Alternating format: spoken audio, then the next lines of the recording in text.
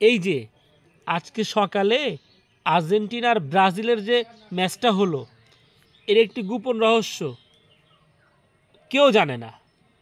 আমি আপনাদেরকে বলি, ম্যাক্সিমাম টাইম কিন্তু আর্জেন্টিনার গোলপোস্ট ফাঁকা ছিল। ব্রাজিল চাইলে একটার জায়গায় আরও ডজনখানি গোল দিতে পারত, কিন্তু দেয় নাই। বুঝতে হবে এখানে এটাই তাদের পারিবারিক শিক্ষা। তারা চাইলে দিতে পারত কিন্তু দেয় নাই।